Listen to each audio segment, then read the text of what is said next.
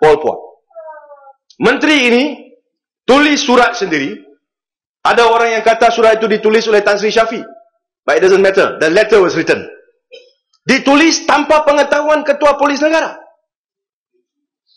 Bolehkah satu surat sedemikian ditulis tanpa pengetahuan polis? Tanpa pengetahuan peguam negara? Ditulis oleh Menteri Dalam Negeri? Apakah asas pengetahuan beliau, Tan Sri? Dan saya nak tanya, apabila kita bawa isu ini, kita tanya, kenapa Menteri sekarang nak melindungi seorang penjenayah, seorang kaki judi yang diketahui seluruh dunia? Tak ada jawapan. We push. And the answer is this, saya ada kuasa. Apa yang dinyatakan oleh yang bernama Menteri? Saya ada kuasa. Bukan saya ada kuasa, Tan Sri. Menteri sebelum saya ini, beliau pun telah menulis satu surat. Jadi saya ikut. Tan Sri Speaker, malu kepada Menteri apabila hari kemudiannya, Menteri sebelum beliau menyatakan, saya tak pernah. I have never written letters to the FBI. Sebelum daripada itu juga, Tan Sri Syed Hamid Albar, beliau pun menafikan. Apa berlaku? Saya nak tanya Tan Sri di sini. Apabila Menteri menyatakan beliau ada kuasa. Ada kuasa. Tan Sri Speaker, dalam tahun 2002, kami ada mengeluarkan,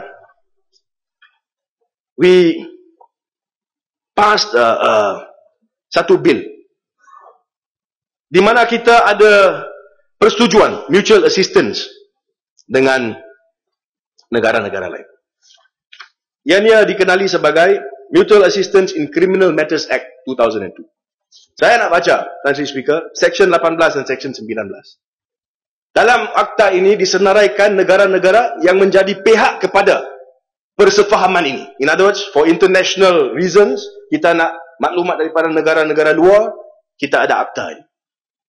Now, Section 19. Request to be made to Attorney General. A request, Tan Sri, minta maaf, I have it only in English, by a prescribed foreign state to Malaysia for assistance in a criminal matter shall be made to the Attorney General. Cukup jelas.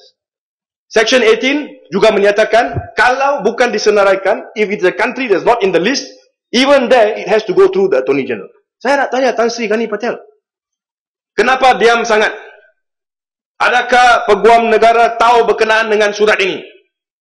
Adakah peguam negara juga diketepikan oleh Menteri Dalam Negeri apabila menulis surat ini?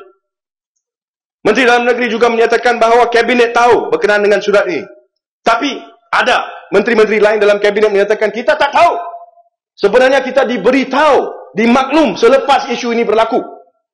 Tapi sebenarnya kita tidak bersetuju dengan apa yang berlaku. So Tan Sri, we want to know. Saya nak minta kepada Menteri Dalam Negeri, kalau boleh jawab, datang jawab, saya nak tanya soalan dengan dia. Kenapa Menteri boleh menyatakan Pol Pot assist Malaysia in certain national projects?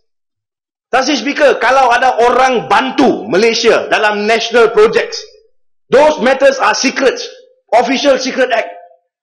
Menteri tidak boleh mendedahkan sedemikian. Itu menjadi kesalahan. Kenapa tidak ada tindakan diambil? Itu satu. Dalam kes ini saya nak tanya berkenaan dengan maklumat itu. Tan Sri Speaker, menurut pihak polis yang saya baca, memang ada triad 14K di Malaysia. Tapi isu dia bukan wujudnya triad itu. Isu dia sama ada Pol Pot adalah seorang ahli kepada triad itu. Saya nak tanya soalan-soalan ini. Saya nak tahu bagaimana menteri boleh melakukan ini, mengeluarkan surat ini. To me, it is an abuse of his power. And if it's an abuse, he must answer. So ini menjadi persoalan kepada saya yang cukup penting, Tan Sri Speaker. Ya, Pucung, ada 5 minit lagi, Pucung. Maaf, Still have 5 minutes. Yes. Thank you. Tan Sri, Bapak Pucung, memandangkan seriousness yang telah dibangkitkan oleh Pucung mengenai surat Menteri dalam Negeri kepada FBI mengenai Pol Pot, adakah wajar supaya kita cadangkan di sini supaya Menteri Dalam Negeri dipecat? Minta pandangan. Tan Sri Speaker, kita kena adil kepada menteri juga. Justru itu saya minta supaya menteri itu datang ke Dewan ini dan beri penjelasan supaya kita boleh buat rumusan berkenaan dengan apa yang telah berlaku. Sebelum beliau diminta untuk letak jawatan, he has to answer. Jadi saya setuju, dengan cadangan yang dibawa oleh Yang Berhormat Klang, bahawa itu adalah satu perkara yang perlu kita lihat. Jadi kita berbalik, kita bicara berkenaan dengan Ketua Polis Negara. Lepas itu kita bicara, Tan Sri Speaker, berkenaan dengan Peguam Negara. Sistem kehakiman itu tidak komplit kalau kita tidak juga sebut berkenaan dengan hakim-hakim. Tan Sri Speaker. Tan Sri Speaker, saya terima that there is constitutional provision and we are not supposed to discuss unless there's wanted. So, jadi saya bagi jaminan, Tan Sri, but I'm not going to speak about the conduct of any particular judge. Dan saya nak sebutkan berkenaan dengan isu yang dibangkitkan berkenaan dengan appointment of judges recently. Sekiranya saya keluar daripada ruang yang ada, Tan Sri, please stop it. Terima kasih. Tan Sri Speaker, baru-baru ini ada apa yang ditulis dalam Malaysia Kini berkenaan dengan promotion ataupun elevation hakim-hakim ke Mahkamah Persekutuan. Satu kenyataan dikeluarkan berkenaan dengan Hakim Hishamuddin. Nah, ini fakta, Tan Sri, it's not about his conduct, it's a fact. Tan Sri, Justice Hishamuddin, beliau menjadi Hakim Mahkamah Tinggi banyak tahun lama. Lepas itu dibawa angkat ke Mahkamah Rayuan. Beliau sekarang Hakim yang paling senior. Tapi beliau memang tidak diangkat ke Mahkamah Persekutuan. Isu yang berbangkit, Tan Sri Speaker, seperti mana yang disebut dalam artikel Malaysia Kini ini, dan juga dipersetujui kena dikomen oleh Ketua Hakim Negara. Nama hakim ini telah pun dibawa oleh JAC atau Judicial Appointments Commission ke Jabatan Perdana Menteri. Nama Hakim Hishamuddin ini ada. Tetapi nama beliau tidak dibawa naik. Kenapa? Tan Sri Speaker, kadang-kadang ada yang menyatakan mungkin beliau tidak fit. With due respect, Tan Sri Speaker, Justice Hishamuddin is more than fit. Bukan saja more than fit, Tan Sri Speaker, beliau berani. Beliau telah membuat banyak keputusan yang kita lihat adil. Keputusan yang tidak memihaki pihak pembangkang atau tidak memihaki anti-government sentiments. But brave decisions. Jadi soal yang berbangkit adalah ini. Adakah benar bahawa pelantikan hakim-hakim, dia promotion dan sebagainya, bergantung kepada keputusan yang mereka buat, Tan Sri Speaker? Banyak ada soalan-soalan yang berbangkit berkenaan dengan hakim. I don't have the time, Tan Sri Speaker, just inform me I have 5 minutes. Kita juga berbalik kepada RCI ke dalam hakim-hakim. Tan Sri Speaker, seperti mana saya sebut tadi, ramai sangat yang minat dengan RCI yang melibatkan VK Lingam. Keputusannya juga telah dibawa dan sekarang menjadi sebahagian daripada buku undang-undang yang ada. It's in the law books. Apa yang ada di situ, ada juga saranan yang dibuat. Suggestions that have been made. Persoalan yang berbangkit adalah kenapa tidak ada tindakan yang diambil sehingga sekarang. I will round up, Tan Sri Speaker, by saying this. Juga kalau kita lihat kepada apa yang berlaku di Klang. Tan Sri Speaker, baru-baru ini, saya ingat 2 minggu lalu, ada satu aduan dibuat bahawa di Klang, Tan Sri Speaker, kalau seseorang itu disabit kesalahan, beliau dimasukkan ke dalam penjara. Sebenarnya beliau tidak masuk ke dalam penjara.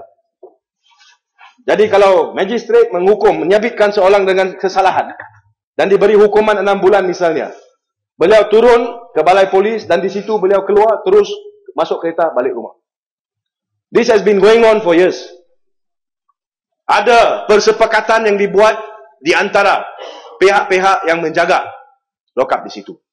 Saya nak minta kepada kerajaan untuk beritahu, pihak polis untuk beritahu, apakah yang berlaku. Bukan saja di Klang, saya difahamkan siasatan menunjukkan juga di Kuala Lumpur. Apabila digunakan rasuah, dibayar wang, seseorang yang seharusnya dalam penjara itu boleh dikeluarkan. Ada seorang peguam yang telah pun dipertuduh di mahkamah untuk perkara ini 2 minggu yang lalu. Saya sudah tulis surat kepada kementerian, minta penjelasan. Saya nak menteri jawab dalam Dewan ini juga. Datuk Speaker, ianya kembali sekali lagi kepada apa yang saya sebut tadi. Ini lagi satu skandal di mana kita lihat pihak polis terlibat. Saya nak jelaskan, bukan semua pihak polis, anggota polis yang tidak baik. Datuk Speaker, ramai anggota polis saya kenal, saya tahu, saya ahli parlimen, saya juga peguam. Mereka ini betul-betul berkuat kerja. They deserve to be recognized for their contribution to the nation.